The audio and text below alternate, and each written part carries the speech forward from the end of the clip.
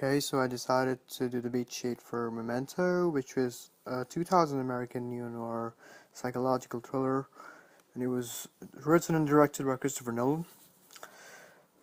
So beginning with the opening image, we see Leonard shooting Teddy in the head.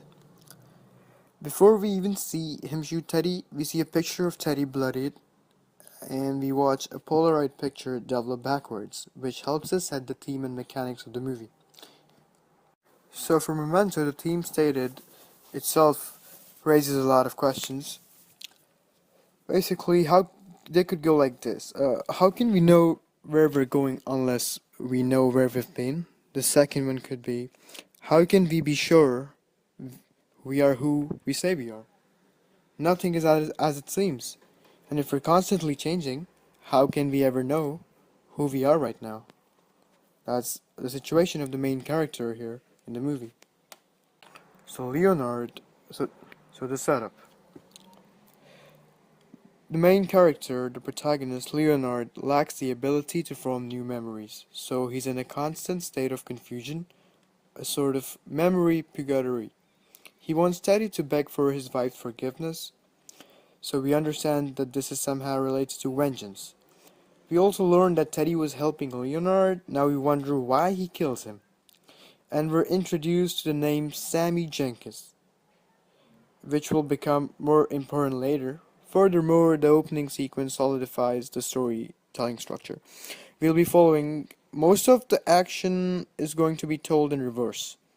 That is in chunks that start where the following scene will end. So the whole movie basically goes in an opposite direction. It's not like a usual movie where everything happens in a chronological order, but it's quite the opposite where everything goes backwards.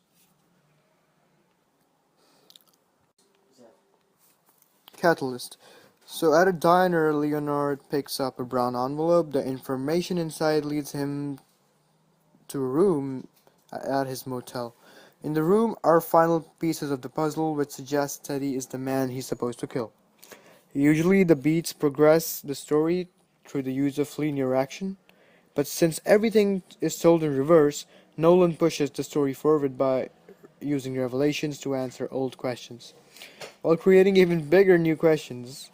In most movies, the writer keeps our attention by getting us to ask what will happen next, but in Memento, Nolan gets to ask what happened to cause this. So after the catalyst comes the debate. So the tattoos are a form of the debate. Leonard isn't a violent person by nature, but as he reads each of his tattoos, this solidify the desire for revenge. Part of the debate is that for people with this condition, there doesn't seem to be a reason to make life work. But as Leonard states on page 16, as he stares at the tattoo that reads, John T. raped and murdered my wife, he's got a very good reason.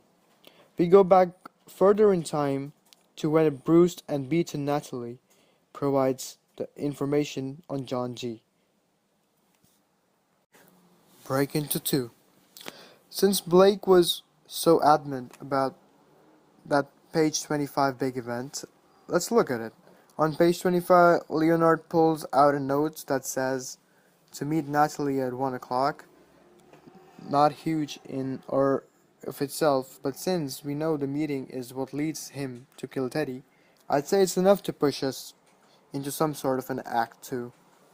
So Leonard worked as an insurance investigator where he met Sammy Jenkins. Sammy's the B story that will begin to tie at the end. Ben adds, I think it could be both the Sammy Jenkins plot as well as the Natalie plot, as they both deal with the love lost, and Lenny's coming to terms with him emotionally. Fun and games. So Leonard chats with Teddy.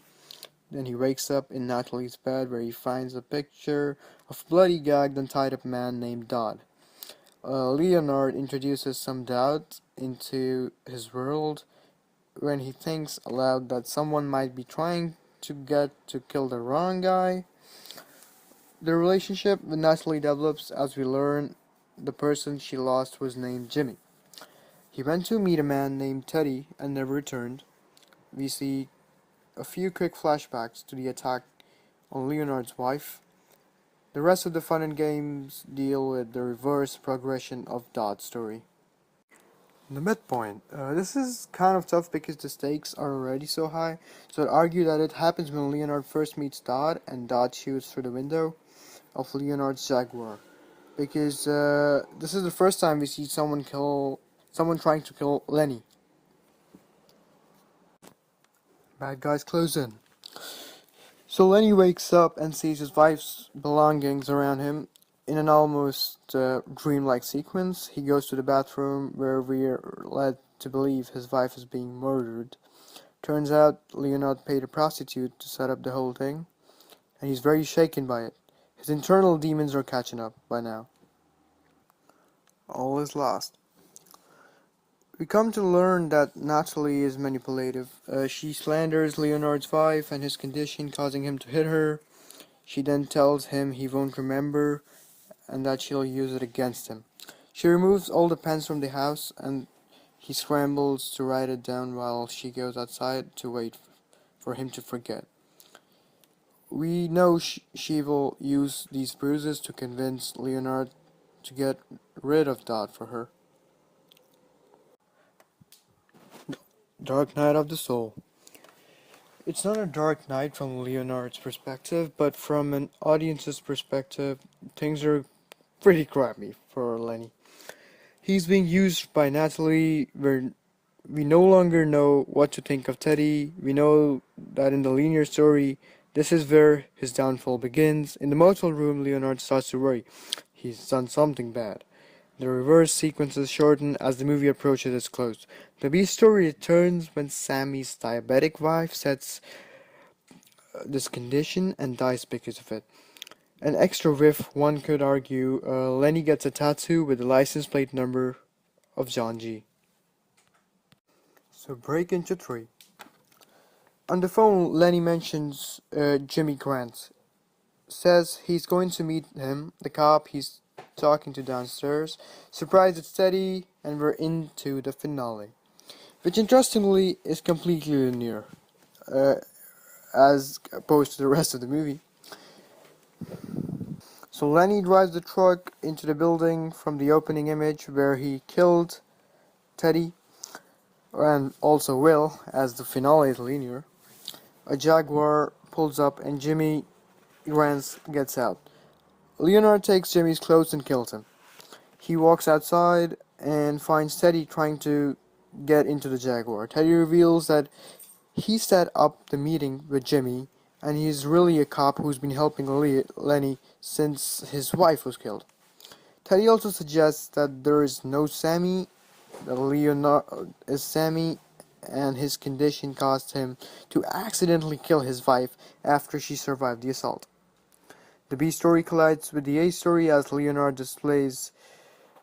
The B story collides with the A story as Lenny replays parts of the Sammy story. But with him and his wife instead of Sammy and Mrs. Jenkins, Leonard realizes that he just killed the wrong guy. But as Teddy notes, anybody could be the right guy as far as Lenny knows. Teddy shows Lenny a photo of him after he killed the real John G. But Lenny, since he's long forgotten, doesn't really believe it. Teddy admits that even he's a John G. That Lenny took some pages out of his wife's police file to create a puzzle that he could never ever solve. And then we settle upon the final image. Maybe it's not over. You're a John G? Fine, then you can be my John G. He writes Teddy's license plate number on a note card and says it's the license plate he's looking for. It'll be his next tattoo. He drives off in the Jaguar and sees a tattoo parlor where he slams on the brakes. This is where the reverse sequence ended, so the reverse and the linear meet, and we arrive in the full circles. Oh, final image. Maybe it's not over. You're a John Z? Fine, then you can be my John Z. He writes Teddy's license plate number on a note card and says it's the license plate he's looking for. It'll be his next tattoo. He drives off in the Jaguar and sees the whole tattoo parlor where he slams on the brakes. This is where the reverse sequence ended, so the reverse and the linear meet, and we arrive in a full circle.